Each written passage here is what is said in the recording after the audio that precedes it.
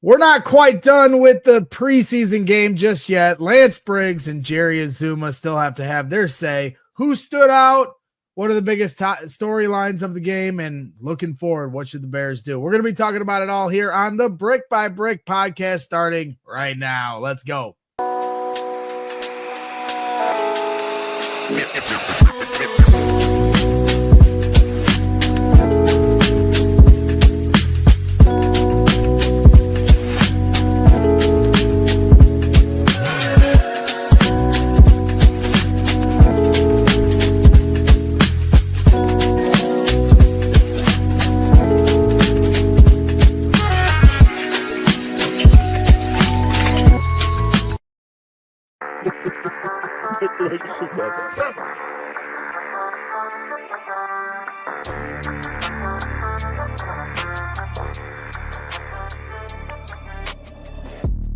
Welcome back to the Brick by Brick podcast presented by Empire Today. Make sure you're hitting up that number we all know and love, 588-2300 Empire. And we appreciate Empire Today always, and Circa Sports, as we are back and better than ever on the Brick by Brick podcast. I am your host, Greg Braggs Jr. Alongside me, as always, is Lance Briggs and Jerry Azumah. Let's get into it, boys. How we feeling? Get the vibe check out of the way. How's the week been going for you guys? It's been great. It's been great. Just, football is back. Just looking at bars fill up and the wings are flowing. Obviously all the beers are being passed around and people are talking and they're excited about the season and they're talking about everybody has hope right now. Everybody has hope that their team is going to do it this year. I walk around, I'm at all these youth sports and basketball, just trying to break these fights up, which is really exciting for me. And parents start talking about, hey, it's going to be the Cardinals' year. Hey, and there's a lot of Chicago Bear fans out here. This is our year. I believe it, and I'm like, yeah. I said, let's find out one game at a time. We'll see. We will see. This is the best time of the year right now. It's football season. It's here. The smell of freshly cut grass, a lot of smiles, a lot of Kool-Aid being drank. It's a fun time of the year right now. I love it.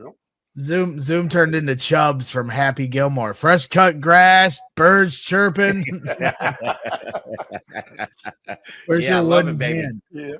I don't know if you guys had a chance to see the new Happy Gilmore movie, but it's pretty good. It was pretty good. It was pretty good. You're right. It's one of those times of year where people start hitting up the bar and talking about the game, and everybody thinks they know a little better than the coaches, right? And we do, of course, right? I mean, we've been watching the Bears for 40 years and come on, we're the experts here. But that is one of the things. I know we were talking about it a little bit off air and you guys kept asking the question, so I'll kind of just tee it up for you guys. Looking into the game on Sunday, both of you guys, right as you came into the stream today, your question was, why didn't Caleb and the starters play? And so I kind of just want to give you guys the runway. It wasn't exactly where I thought we'd start it, but I just want you guys to have the runway of kind of discussing your thoughts. Because when fans say to me, hey, Braggs, you don't know more than the coaches. Well, I can promise you anybody watching the show, they don't know more than you guys about this game too. So I want you guys to have the proper runway to give your perspective on whether or not the starters should play. Yeah. Well, I don't know. Yeah, go ahead. You go first. You go first. No, you go first. You go first. So I personally think that it's a missed opportunity for Caleb Williams in the offense. And here's why. Well, one, everything is brand new. You have brand new players on the offensive line, which has obviously been a problem for the Chicago Bears since way back. Obviously, it's a new system, so you're implementing new plays. And then also Caleb Williams is learning a brand new system as well. New head coach, new assistant coaches. There's a lot of new that's going on. So reps are going to be extremely valuable to get to where you have to get to. And I think that it's just a missed opportunity because it's a live situation. It's a game atmosphere situation. And these things are things that need to happen before you actually get to a real game, which is going to be, Monday Night Football, which is going to be spectacular. So for me, I just think that it was just a missed opportunity to just go out there and get the reps. Now, I did know that he did have like a walkthrough, and they ran through like I want to say like 70 or 80 plays or something like that, like the day, maybe like the morning before. Right. But it's very different when you're going out there and you're in a game type situation. And that's what I want. I want Caleb to be in game type situations, get the pre-reads, get the checks, all that stuff, all the stuff that happens before the snap. Like, these are things that you have to continuously work on to get great at, and I just think that they missed the opportunity there. Well, Zoom, you can't win the offseason, and the Bears have been winning the offseason if you put your quarterback, who is the biggest name right now in Chicago, in a position to get exposed. Mm-hmm. That and I'm just going to say it as it is. Listen, having joint practices is great. Mm-hmm. It does put up more of a pressure situation, but you want the pressure situation to also be how you perform when it's game time, when it's really game time. So, and I don't believe that Caleb is at a point where he needs to be saved. Tua Tagovailoa is the most vulnerable player in the NFL right now, and he played. And he played. He started and he played. Great point. So it's like Jerry said, it's about fine tuning. Like you got to be put in this situation, a live situation, under pressure in the game, to see how you're going to respond. We're only a few weeks away. We're only a few weeks away from you can't cover anything up. You can't sugarcoat anything. And this doesn't take anything away from Ben Johnson as a coach, because I'm sure he's a good coach. But either Caleb is not ready and will be exposed, or he may get exposed. Yeah. And I just really want to know what the main reason is. Like, I want a reporter to ask the question, like, why isn't Caleb starting? Like, I need to know this. Is it because they're trying to protect him? They don't want to get him hurt or something like that. Like, what is the real situation? Or if they feel like he is, I guess, prepared and he's good enough to go out there and play, that he doesn't need those reps, which I don't think that's really the case. I'm not exactly sure what's going on. I need to know some answers. He's too doggone young to not be getting these reps. These reps, and whether it's he looks good or he looks bad, it's something you have to build on. You have to see the mistake so that you can correct it. Right. Yeah. Well, and to your guys' point, if you look around the league, the majority of the starting quarterbacks played. I mean, the Lions didn't, Jared Goff didn't, Lamar Jackson didn't. But you look at Jordan Love, you look at J.J. McCarthy, then you look at some veterans like Joe Burrow and Patrick Mahomes. He threw a touchdown pass. They all got starting reps. Even if they were limited, they all went out there suited up and got a series in. And as you pointed out, in the Bears game, Tua did as well. We do have a clip from Declan Doyle that kind of explains a little bit of it. Here, I'll play it here, Stephen, real quick, just so you guys can get an idea. This was Declan Doyle explaining what Caleb's been working on and their thought process on his workout routine around this preseason game.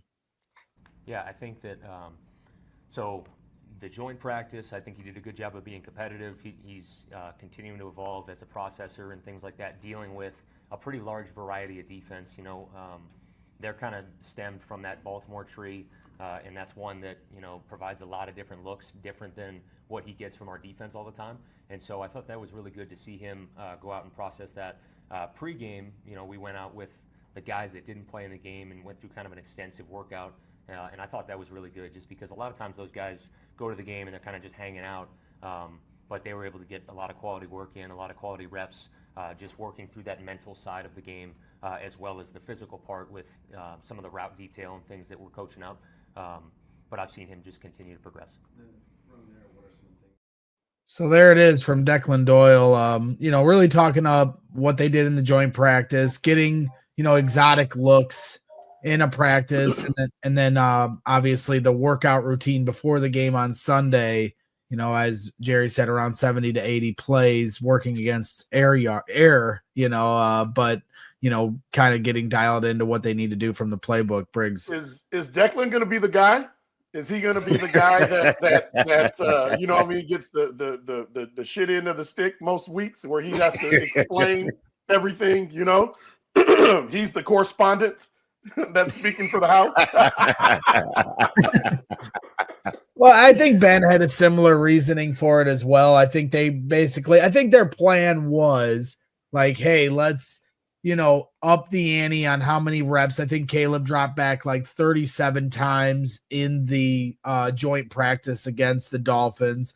Let's give them this, hour and a half workout routine on Sunday, and then let's have them practice on Monday. But then they practiced on Monday, and it didn't go well. It was, by all accounts of everybody there reporting on the practice, ball was on the ground a lot. At one point, Caleb didn't hit a check down, and Ben had to get on Caleb about that. And so the operations and the execution of practice on Monday was pretty sloppy.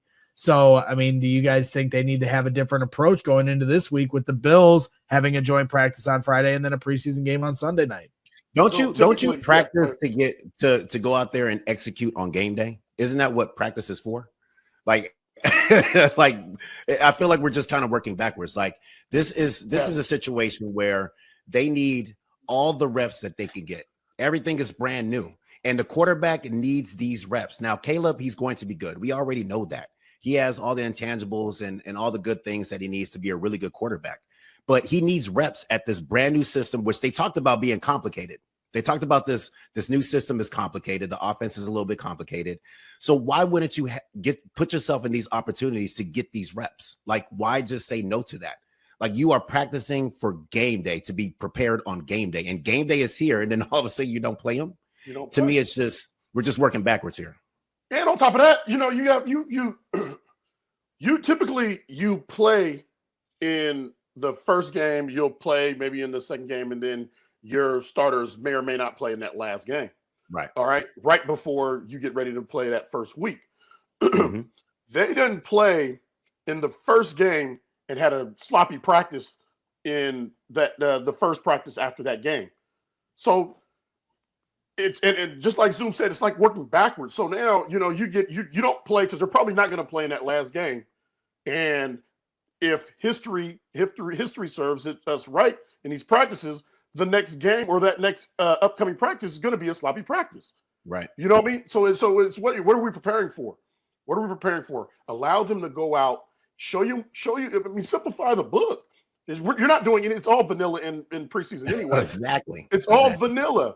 Yeah. So allow them go out there, have a few snaps, get some reps, and let's break that tape down, and then we'll break down the backups after that. And why not start early? You know what I'm saying? Like, this is kind of like a rehearsal for, week one. So, like, let's start the rehearsal for game day to see the field, the atmosphere, to get everything right. You know what I'm saying? Yeah. Like, to ramp up, and this is how you're going to go into the game with your first unit. And just say, you know what, you guys play a series or two and then get the hell out. You know what I'm saying? But, like, we have to start getting into, like, some type of a rhythm and getting into sync. Especially on game day. You are practicing for game day. And then game day is here. We should start to get into some rhythm. Zoom, didn't they say this is the most physical I've seen in 10 years? Exactly. Yeah. They said that. All right. You can't say that and then get to the first game and say, oh, the starters aren't going to play. No, that's not physical. That's not physical. Right. Yeah. I mean, when we recorded the show last week, we've had to record them on Tuesdays the last couple weeks because the training camp schedules. That I was the one trying to preach to you guys, like, hey, this has been like as close to what it was like back in the day at Bourbonnais with Lovey in terms of physicality practice. And then that day, right after we recorded our show at practice, they knocked each other's heads off for 2 hours. And it was, for the people that were there, reported on one of the most physical practices any of them had seen. And Montez Sweat and Kevin Byard and a few other players on the team and said they've never been, and they're not from your days of playing. So from their accounts, they're not. But from their accounts, at least this is the one encouraging thing. Like Montez Sweat's been in the league 8 years, and he said, I've never been a part of a training camp that's had this many live sessions. That's like you guys would laugh at that because of how many live sessions you guys had to actually go through. But that's at least encouraging that Ben has kind of flipped the script in terms of that. But I am with you guys that they should have played. It's not the end all be all. I mean, I still think Ben is still a very good coach. Yeah, and I think one of those things is like when you guys are making this point or I'm making this point or anybody that thinks the starters should have played, I do think that conversation kind of gets lost in the weeds where people are like, well, you don't know more than the coach. Yeah, I know. I understand that I don't know more than Ben Johnson. We all understand the game of football, Right. you know, but at the same time, like, you know, nobody's questioning, you know, like, or waving the white flag on Ben Johnson already. Correct. But what would you guys say to the people that are like, well, you don't know more than the coach. Just shut up and trust in Ben because this is what you wanted and you got him, and now we should all just fall in line with whatever he decides to do. You're not going to stop the emotions of viewers because their emotions are at their fingertips, you know, and so it's not and Ben Johnson's not perfect. He's not going to make all the perfect calls. He's not going to do everything perfect. He is setting a foundation that will give them the greatest chance to be competitive and be very tough to beat, you know, but it doesn't mean that every call we're all going to agree with, you know. Right. I hope that I heard the first challenge bag he gets, he wins. He may not, who knows? You know what I'm saying? But we're just saying in this situation, you know, based off of what he has right there, this is our opinion. This is our opinion. That's where it is. Yeah. Yeah. All right. Well, let's get into it. I know fans have I think fans have been split on this. You know, I think there's a lot of people that just want to trust in Ben. Let's not complain. Let's you know, just follow his lead and let's hope everything works out. And then there's the other half that I think some people disagreed. But, you know, after Friday when they announced it, Sunday in the game where they didn't play, now Monday, now we're all the way here on Tuesday here on the Brick by Brick podcast. Please hit that like button. I think fans are ready to move on, although this is going to be another conversation talking point going into this week as the Bears play the Bills in a joint practice on Friday, and then they play them on Sunday night at Soldier Field. So this exact same decision Ben Johnson is going to have to make. He's going to have to make again this week, and it'll be interesting to see if he changes any course of action based off of how things went here in the last few days, specifically on the Monday after the preseason game where practice didn't go very well. So it'll be interesting. Let's see how it plays out. Certainly, we're all in trust in Ben mode, but it doesn't stop us from having the conversation. So let's take a quick time out, and when we come back, we'll talk about who stood out in this preseason game, some different competition battles that have been taking place throughout training camp that led their way into the preseason, and talk about some of the coaching decisions and philosophies that we saw within this game. So 2-minute break, hit the like button. When we come back, we'll talk about all that. Just like your favorite team needs a home field advantage, your home needs a home floor advantage, and Empire Today can help you get it. Empire Today has flooring experts, dedicated flooring professionals who focus on flooring every single day of the week. We've all been to those big box stores. They have a flooring department, but the person helping you maybe with the flooring may be helping you with sinks the day before. So you're looking for the experts, and that's what Empire Today provides for you. Empire Today gives you clear, upfront, and all-inclusive pricing, so you always know what you're getting from them. So schedule a free in-home estimate today, because some things are just better at home. CHGO listeners can receive a $350 discount when using the promo code CHGO. Yes, you heard that right, Lance Briggs, a $350 discount when using the code CHGO. Restrictions apply. Visit empiretoday.com/CHGO for full details. And of course, you got to call that number we all know and love, 588-2300 Empire. That's right. I did it. And also want to give a shout out to our friends, you know, that have been signed up all season long to become a diehard. We appreciate every single one of you. And for those of you that haven't signed up, now is today to do it. We still have a great deal going on. $36 for the entire year. Go to allchgo.com/diehard to sign up. You get exclusive written content sent right to your door every single day. Adam Johns just put out a great piece here this morning on Antoine Randall. He's been doing some great written content all preseason long and training camp long. Adam Hogue, Mark Carman, Patrick Norton also providing some great work. But you got a free shirt out the gate, discounts on future events like our tailgates for every single home game. So you don't want to miss it. Go to allchgo.com/diehard, sign up, support the program. We love you. That's right. We love you very much, and we appreciate everybody tuning in. Please hit that like button here on a Tuesday afternoon, as we never take a day off. It might be an off day for the Chicago Bears, and but it's never an off day at CHGO Bears as we give you a show here on this Tuesday afternoon with practices coming up Wednesday, Thursday, and Friday. And then, of course, our preseason game number 2 on Sunday. So hit the like button while you're hanging out. Before we get into who stood out on Sunday, for me at least, all eyes were on the coaching staff and how they were going to operate on the sidelines. And I thought you saw some really encouraging things, like the few different times they panned to the sidelines. You see Al Harris and Antoine Randall bring in the energy. You saw, but my 2 favorite moments of the game were, at the end of the first half where they were able to execute and get their foot out of bounds. Luther Burden on a little shallow cross, get out of bounds, get the field goal with 1 second left. And then how did you guys feel at the end of the game on 4th down when Dennis Allen dialed up the 0 blitz? No Hail Mary. I know it's only preseason, but it was refreshing to see that we didn't, die a slow death like we did last year. And Dennis Allen sending the 0 blitz to try to end the game. I'll tell you what I like about that. It reminds me of we played San Diego in the preseason the year after we didn't re-sign Ron Rivera, and we played in San Diego. And in the first half, and we played the first quarter, Ron blitzed 23 times. 23 times in the first half. You don't do that in preseason. You know what I mean? So at all. Right, you don't do that. So when you see Dennis Allen, doing a 0 blitz, in that type of situation, you don't typically do it. But what the hell? I want to set the standard right now. What we're doing. He set the tone. He set the tone yes. for what the Chicago Bears defense is going to be. And the tone is that there's going to be extreme pressure coming from every single angle of that football field. We are coming after the quarterback's neck. And I love the message that he's sending. Typically, you don't do that because you just want to see guys just kind of cover and just try to get into some base systems and things like that. But bring the heat. Why not? Let's see how these guys perform under pressure. And cover 0 is a very pressure. It's a pressure blitz where everybody has to lock up. Everybody has to win. So we're going to see right here and right now who wants to win. He's not scared. You have 2 types of defensive coordinators in the world.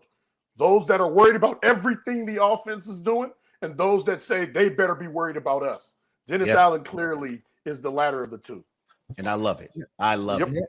Yeah, I mean, you're 100% right. I mean, the coaches that think what could go right versus what could go wrong are the ones, like, when you dictate your moves on what could go wrong, well, then you're just setting yourself up for failure. Force the envelope, push it to see what could go right. You'll never know if you don't try. Right. And also you have all these brand new players as well. We got to see what they can do too. How they come in on blitzes and also how they cover. Because there's guys that might get exposed on 0 blitzes, with their cover skills. So we got to see all of that stuff. And Dennis Allen, he's doing it the right way.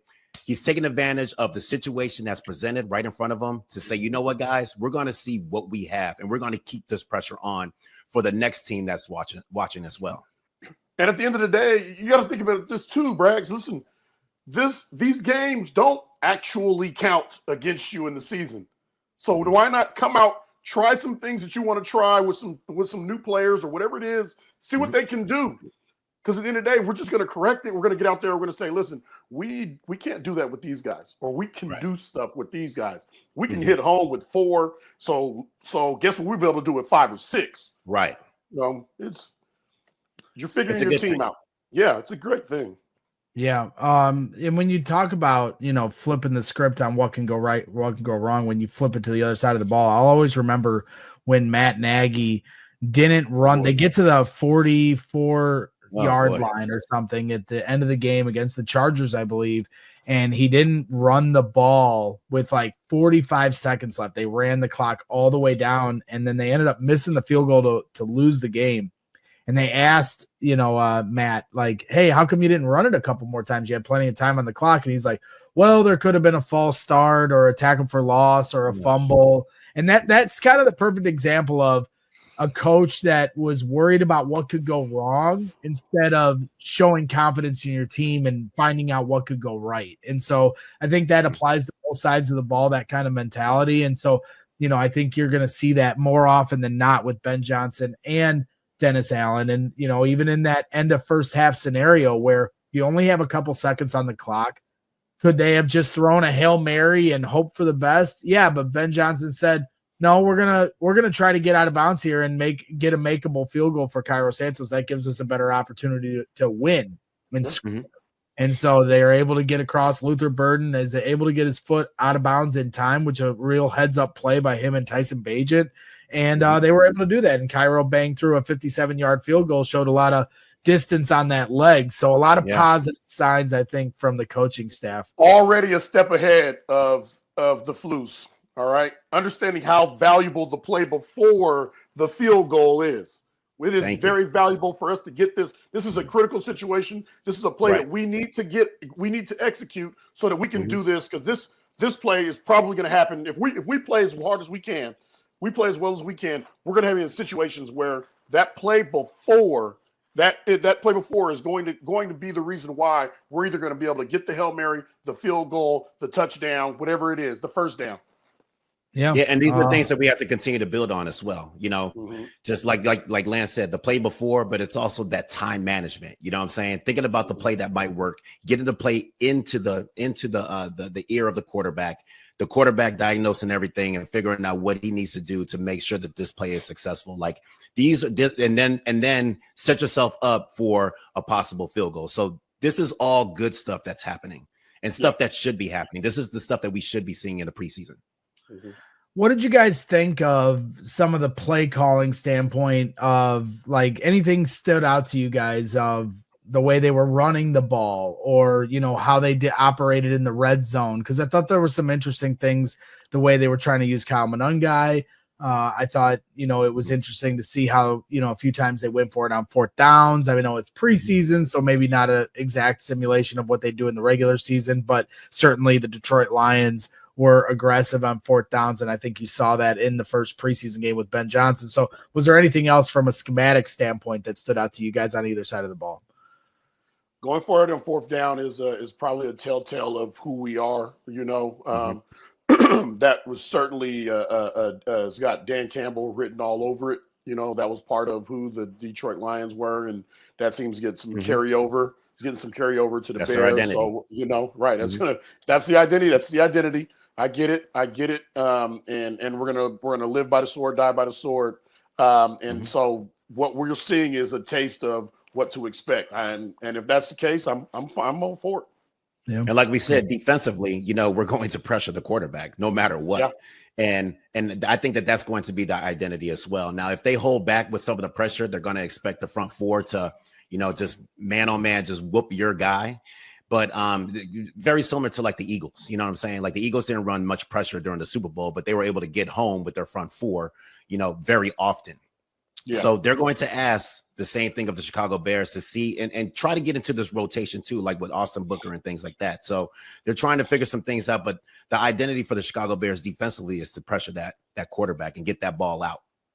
Yep. And then I think a big identity for Ben Johnson and that offense is to get under center. There's going to be a lot of play action. They're going to boot out and, have a few different levels to choose from for the quarterback to pick. You saw one opportunity where Tyson Bagent rolled out to the left and hit the tight end Carlson in the flat, but you had Luther Burden, open in the corner of the end zone back pylon. But the play action really set up Luther Burden's route there. And, it's not reinventing the wheel.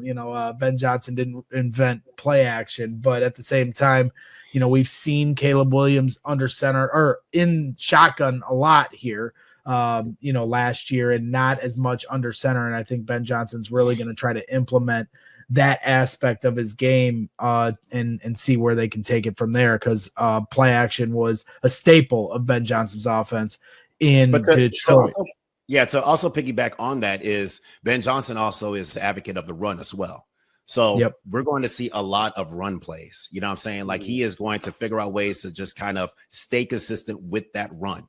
And then obviously with the play action pass off of that run. But I think his initial goal is to establish that run. We saw that a little bit in the preseason, but I think it's going to continue when we start to see what happens with the Bills in their preseason game.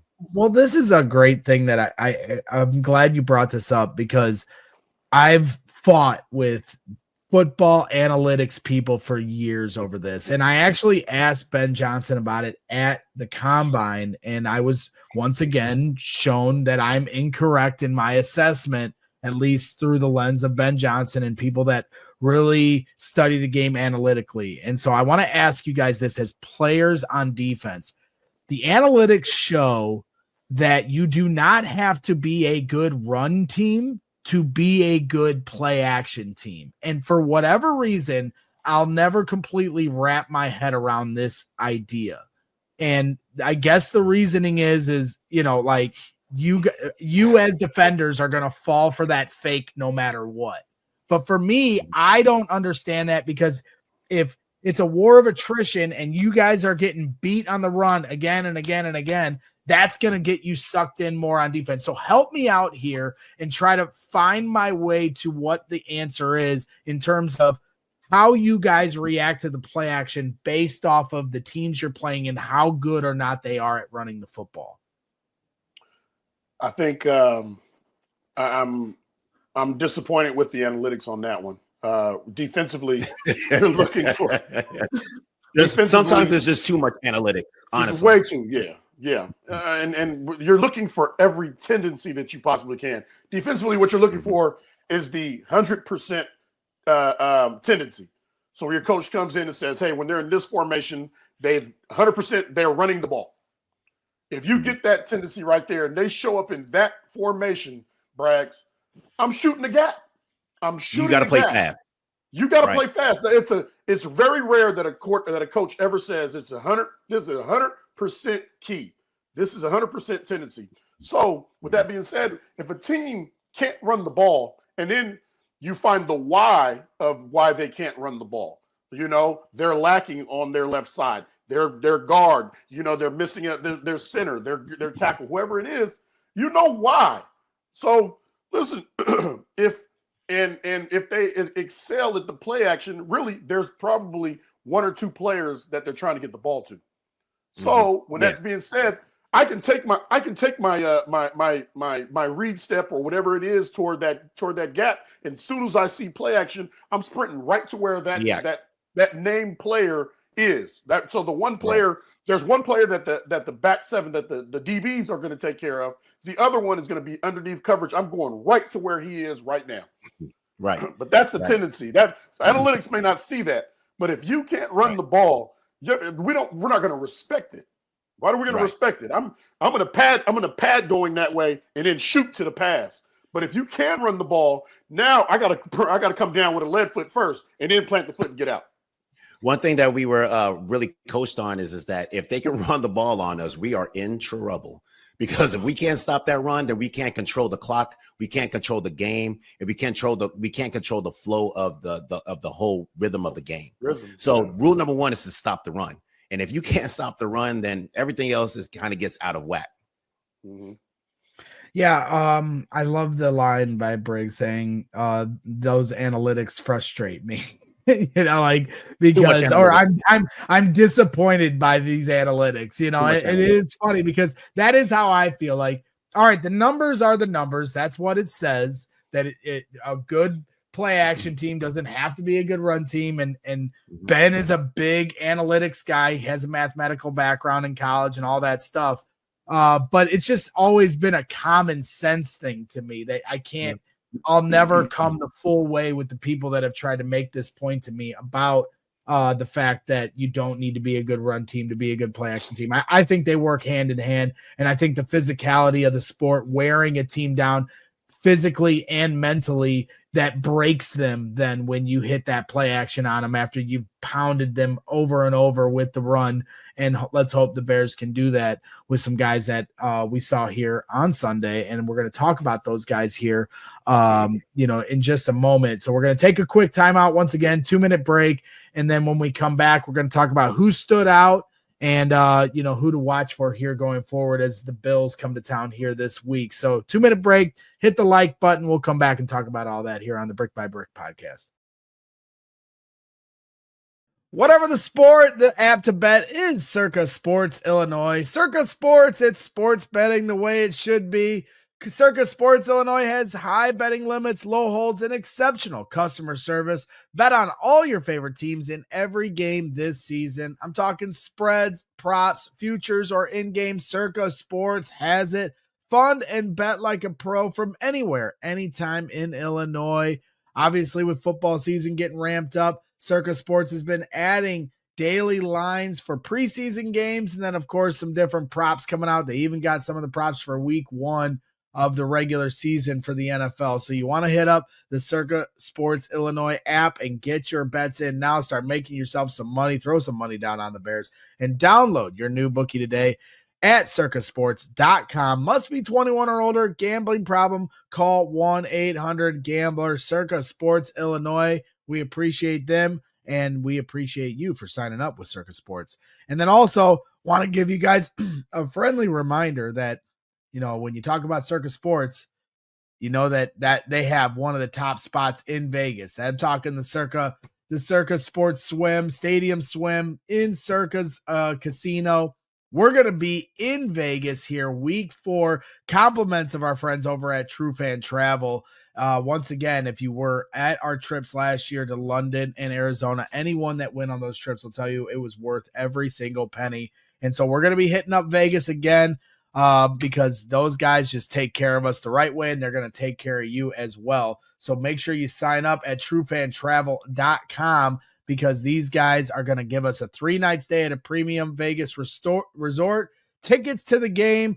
We're going to have VIP parties. We're going to be doing everything. It's going to be an unforgettable experience. So book your spot now, once again, at truefantravel.com. Come to Vegas. Let's have some fun. That's right. We're back here on the Brick by Brick podcast. Please hit that like button while you're hanging out here on this fine Tuesday afternoon, and hit and subscribe to the channel as we're efforting towards 90,000 subscribers on CHGO Sports YouTube page. We appreciate you guys and everybody listening on audio platforms as well. All right, guys. Well, let's get into the preseason game. You know, we've talked about, you know, some of the philosophies of Ben Johnson and playing starters and all that stuff. You know, we did the house cleaning on, you know, all the operations that Ben Johnson has had here so far, you know, but let's talk about the players specifically. You know, I have some different, you know, matchup guys that, you know, are fighting for spots, but I kind of wanted to give you guys the floor of just kind of laying out what you guys saw in the game and who stood out to you guys the most. And then maybe we'll go through the individual, you know, competition battles that we've been seeing here the last few weeks. Well, for me, it was on the defensive side. So Austin Booker obviously stood out. He was everywhere on the football field, getting sacks, tackle for losses, all sorts of stuff. And he showed that he has a high motor, which we all knew. And he's making a case that he should be in the rotation. You know what I'm saying? Once we start playing Minnesota.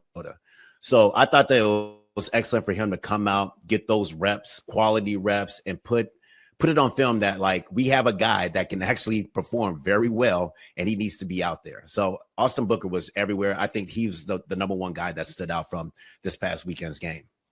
He did have a great game. He did. He was all over the place. But another guy that was all over the place, Noah Sewell, okay? This sucker was all in. And the effort play when he got over and popped that ball out, it's teach tape for at every level. I don't care what level of football. When we say this is why we run to the ball, we run to the ball because of situations just like that. And because he was running to the ball on that on that outside play, got up close and knocked it out. You know, gave Bears a chance to take the ball away, you know, and score, right. set up a score on defense. The other play was near the end zone when he shot that goal line. Woo, boy, I'm telling you, I love it when a linebacker shoots a gap. But those are exciting awesome plays. Those are exciting plays, and those are things that that I believe this defense under Dennis Allen, that's what I think they can be. Yeah, for sure. So defensively, they showed out for sure. Yeah,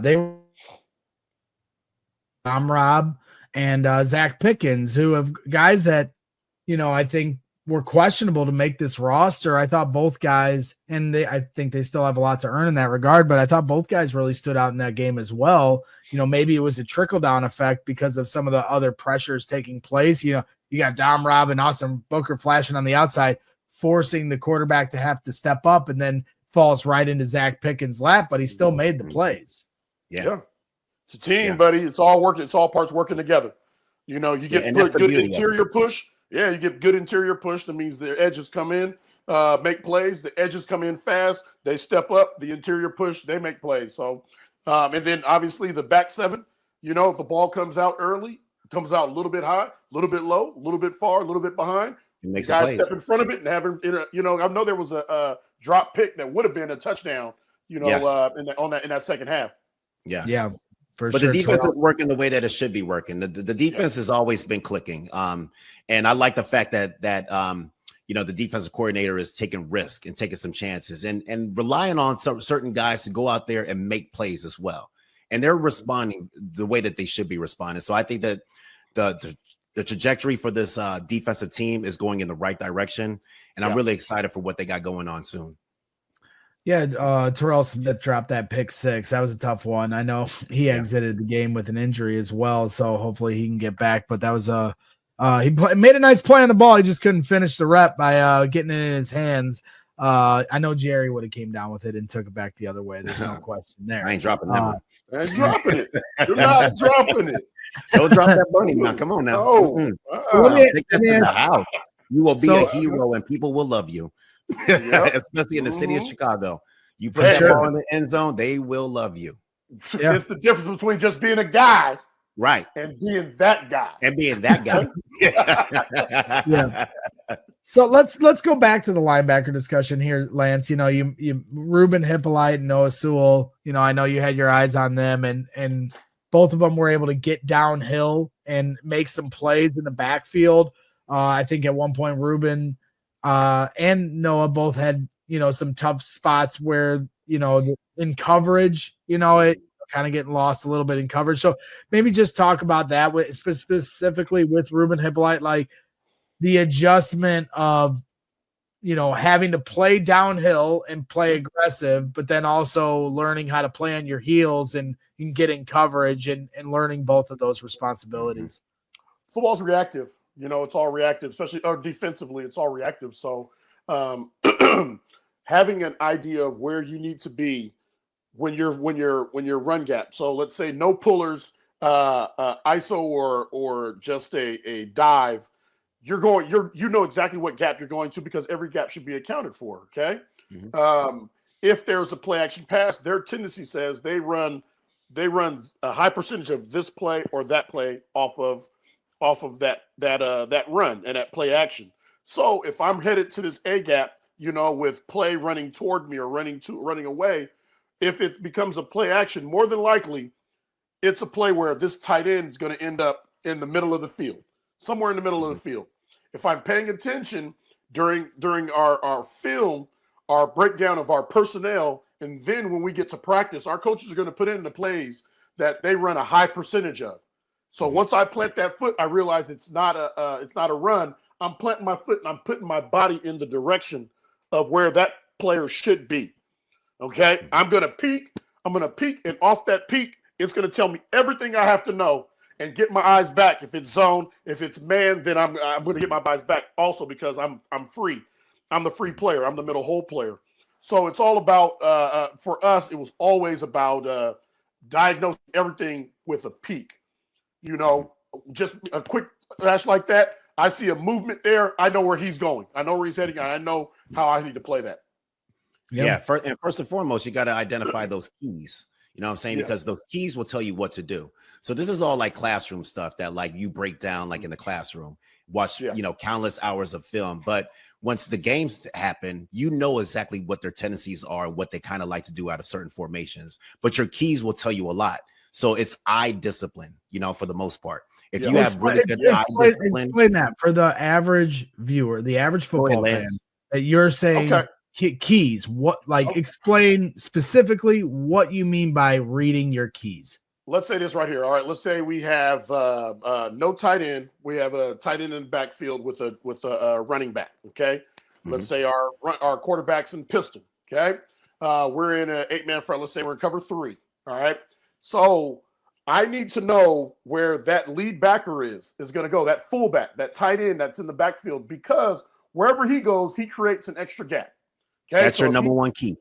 Yep. So he inserts in between the guard and the tackle. There are 2 gaps now on each side of his shoulders. Mm-hmm. So I have to know where he is because he adjusts my fit. We always got to have 3-on-2. All right, it's a numbers game. You got to have 3-on-2. So wherever he inserts, but I have to also see what the running back's doing as well. So I got to see. We always say you got to see the triangle. Mm-hmm. But if that tight end that's offset to the left comes all the way across the center, all right, I'm not going to go to my left. I'm going to shoot to my right, and as soon as he starts moving, now I can make sure that my eyes see where the tailback's going as well. But I'm seeing all of it. The only thing I'm probably not looking at is the quarterback. The quarterback can be misleading. You can reverse out doing all that stuff. My keys are those backs. Okay. Now, I'll tell you your responsibilities right now. Now, if it's a play action, I know because of what I've been watching film and tendencies where I need to depart my departure angle. So it is levels. It's levels, and I know that once I read pass, now my eyes are going to transfer to where that first threat's going to be. And I talked about a peek. So I'm taking a peek, and then I'm getting my eyes back. Because if I'm a whole player, I got to take a peek and get my eyes on the quarterback. If I have one of the backs, then my eyes will be on that back. I got him locked up. You don't have to worry about him. Right. And taking a peek also takes away that lane, that passing lane, which is very important too. So just because a guy might be uncovered and he's coming across by body position, you can take away a throw. You know what I'm saying? Yes. And sometimes and that's what linebackers do a lot of. Like when he takes a peek, he will take a peek, but he'll put his body in position to take away that throw. And that throw just the window is just closed then. But it all starts with that eye discipline, like Lance was saying. If you have that eye discipline and you understand what the game plan is and how they're trying to attack you from which side and which angle, it allows you to play much faster. Yes.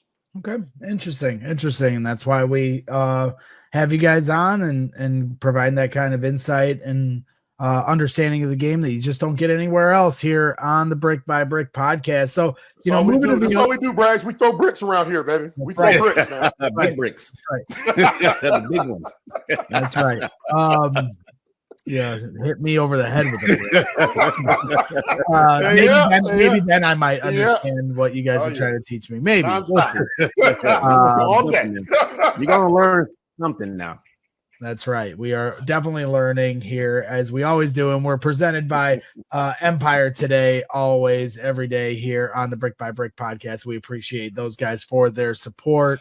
Moving to the other side of the ball here, before we get to bets, is a couple guys that I wanted to highlight, but I just wanted to, Jerry, with your running back background, how impressed were you by Kyle Monungai, and what you saw from him in preseason game number 1? I was really impressed by him. There wasn't anything that was out of the ordinary that really stood out, but I think he did a good job, running in between the tackles for one. And I think that he did an extremely good job with basically chipping and blocking and protecting the quarterback, because he's going to be asked to do a lot of that stuff. Now, I know that he might be a little undersized and things like that, but that doesn't even really matter.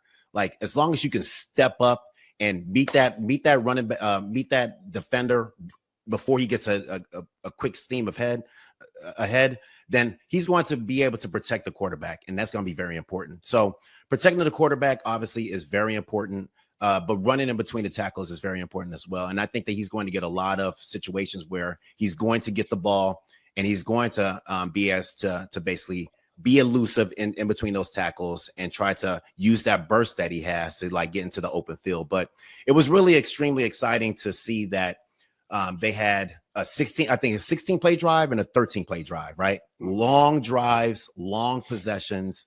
They mixed it up well with the run versus the pass. I like the fact that they're using that run because it just basically creates a situation where they can control the clock, they can control their offense, find some rhythm, and just make some rhythm throws, And I think that's really important. So I think that with him, he needs to continue to learn and understand the speed of the game. I think a couple of times he got kind of lost with the overall speed of the game, but it's just reps. With repetitions, that's going to come, and I think that everything is going to settle down. He's going to be productive. But another thing also for him too is that special teams is going to be key for him. Yeah. You know, he has to stand out on special teams. So punt return, kickoff return, things like that. He has to make sure that he is a strong special team player and that he can obviously play running back and special teams so that we can utilize a lot of, you know, his strengths. Yeah, absolutely. Briggs, who'd you think played better, Tyson Bagent or Case Keenum? I'm going with Case Keenum on this one. He's and listen, Bagent played. You know, Bagent played well. I saw some slick stuff out of Keenum. I saw some stuff that lets me know, like, I'm happy that he's here. Okay, and in particular, that touchdown. You know, threading that needle and running up and knowing how exactly off that movement in tight space. And not only that, but I've seen Keenum, you know, lead some very productive offenses in the NFL. So from a comfort standpoint, I'm glad that they're both there. But I'm gonna edge that one to my guy Keenum. Okay. Yeah, he had the now one they're where not he going to dropped. keep all three of them, though, right? What's that? I said they're not going to keep all three of them, right? They're just going to keep two, right?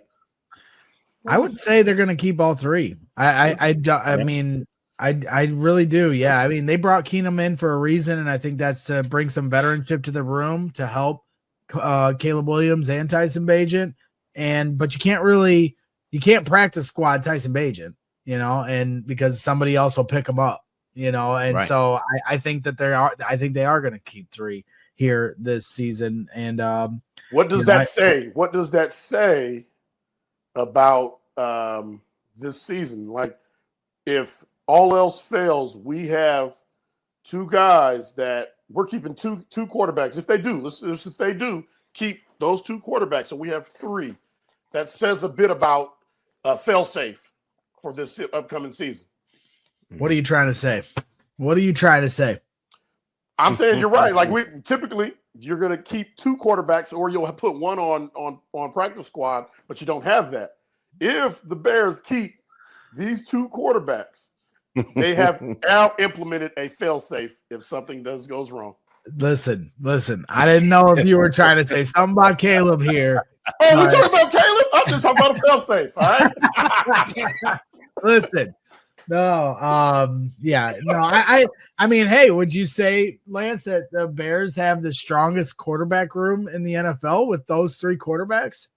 Listen, the Bears haven't had the strongest quarterback room since ever. Since forever, okay? Ever and ever. Lance, do you know how many starting quarterbacks you played with through your time at the Chicago Bears? It's got to be like 20. I can't even count that high. It's 20. So it's got to be like, I think it was like 20, 23, 24. Lance can only count as high as Lance can only count as high as how many keys he had to read on defense. All right. Well, that wraps things up for, you know, who stood out in this game. Obviously, we got a big week coming up, and next week we'll be recording on Thursday, so have a little more time in between to react to the preseason game against the Bills, and you know, we'll be taking into that final preseason game against the Chiefs. So, you know, the picture is growing. You know, we'll see what they decide at left tackle. We'll see what they decide from different position battles taking place. Maybe by next week, some of those answers will have been met. But let's get to our final segment, our award-winning segment here, presented by Circa Sports, and that is, of course, the bets. That's right. We appreciate Circa Sports Illinois always for their coverage here. This is the bets, and we're breaking down our picks around the NFL today. We're going to be talking about who the coach of the year could potentially be, and we're getting our lines from Circa Sports Illinois. Download your new bookie today at circasports.com. Must be 21 or older. Gambling problem? Call 1-800-GAMBLER. Let's get into it here, Jerry. Coach of the year candidates. Let's pull it up, Steven. See the odds, and we'll let these guys pull them up, buddy. here. Yep. Oh yeah, look at this. You got Mike Vrabel as the Vrabel, favorite. Yeah, Vrabel at plus 850. If you're watching here on YouTube, if you're not, if you're only listening on audio, you got Vrabel at plus 850, Ben Johnson plus 950, Liam Cohen from Duval, plus 1,400. Dave Canellis, Payton, Carol, 2,700. Say that again, Jerry. Sean Payton, 2,700. Yeah, 2,700 for Don't Sean think very Payton. highly of him. Well, Pete Carroll they at did. 15. Yeah. Pete Carroll at 15. Shane Steichen plus 3,600 in Indianapolis. That's going to be a tough one. So D'Amico Ryans plus 3,300. Yeah. I mean, I like D'Amico though. I mean, I like the Houston team and what they're about, man. Like they can do some damage for sure. Pete Carroll, put that back up, Steven. Pete Carroll also is very interesting as well. I don't know exactly how good there's a lot of question marks over there, but I like his leadership over there. I think that, with Chip Kelly over there on the offensive side of the room too, I think that it's going to be very dynamic over there. They got guys kissing foreheads. They got guys kissing foreheads, man.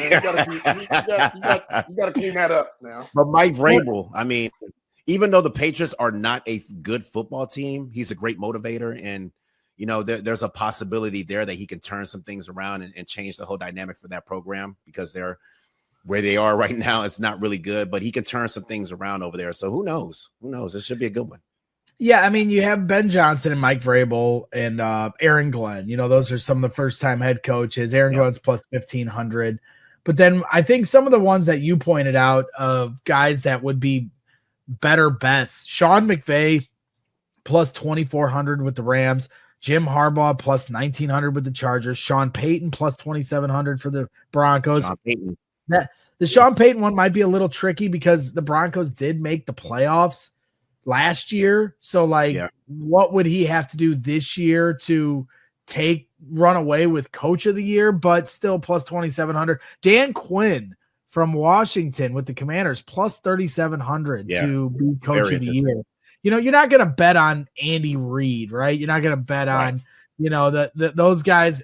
It's very hard for those type of guys to win Coach of the Year. So you have to kind of try to find, a team that would come out of nowhere, which is why Ben Johnson and Mike Vrabel are there at the top because, they're coming into teams, and if they have a big turnaround, they might have the best shot at it. But I do think Dan Quinn with Washington plus 3,700. I do think that one is interesting. It's, a good payout at the very least. Yeah, absolutely. A great payout. What do you think of Briggsy? It's so tough to decide this early on. I like the coaches in the NFC North. I think there are teams. You look at like New York Giants. All right, they made some interesting offseason acquisitions as well as draft picks, but they don't to me seem like a team that is going to make that jump yet. I think they're inching. I think they're more of inching rather than making the jump.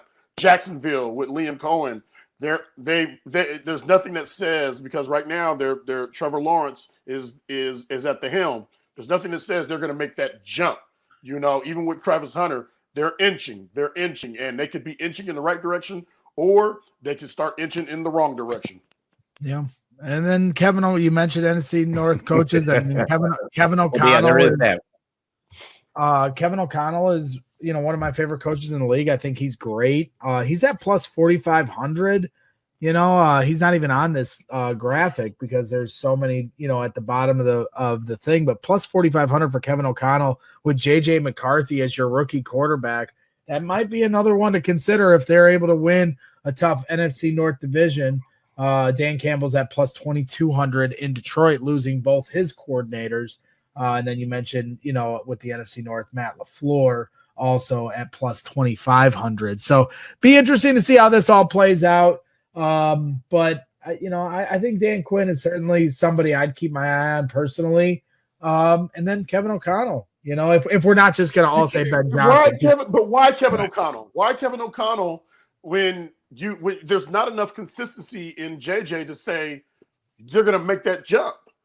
Jefferson was off injured last year. Jefferson was off injured last year, and he's beginning this year injured as well. Yep. So what are we basing that on? You're not basing that on any sort of consistency. Well, I'm basing it off of what he did with Sam Darnold last year, and it is going to be a steeper hill to climb with essentially a rookie. He did some great things Yeah, what's some great things there with Vikings. He did some he great knows things. How to get the most out of quarterbacks. Now JJ's a rookie, so I'm sure there'll be bumps in the road. But the Vikings have been very good, and I'm not saying that that's what will happen. I'm just saying, like, if you're looking for best odds, you know, it was something that's going to get you your best bang for your buck. But I think that's great. And then also we got to talk about the Vikings a little bit too. I mean, people sleep on the Vikings like they're just an okay team. Like this team won 14 games last year. You know what I'm saying? Like this is a better than okay team. You know what I'm saying? And they did it with Sam Darnold. You know, and then before that, who do they have? Exactly. Right. So you know what I'm saying? So like they're a really good team around the quarterback. So the quarterback doesn't have to do too much. They just have to, you know, just go out there and just be decent, you know, not turn over the ball and just play and don't screw it up and just play to the strengths of the team. And they might be, you know, very successful and win that coach of the year. Who knows? Yep. And the Chicago Bears here in not too many days, like 27 days or something, will be taking on those reps. Hey, it's all right. We got to listen. We need more reps. Keep our fail safes intact. We'll be good. Stop it, Lance. Knock it off. Knock it off. Yep. But they're going to have a tall order week 1 on Monday Night Football, and it'll be interesting to see things play out. But that wraps things up for the bets here on the Brick by Brick podcast. And that wraps things up for the day here as I continue to try to rest my voice and rest myself for another gauntlet week here at training camp. It's been beating me up here a little bit, but we're powering through because this is talking sports. We're not laying bricks around here. So we're gonna toughen up. We're gonna toughen up. I'm gonna make it through the day. So shout out to Stephen Nicholas, as always, for helping on the producing side of things. And thank you to Lance Briggs and Jerry Azumah for all their insight. And thank you to all of you tuned in. Please hit that like button on your way out and subscribe to the channel as well. We'll be back next week in our normal slot on Thursdays here going forward for the season, now that the training camp schedule starts to break up. So we'll see you then. And as I always like to say, keep your head up and always bear down. That's right. We all silly like the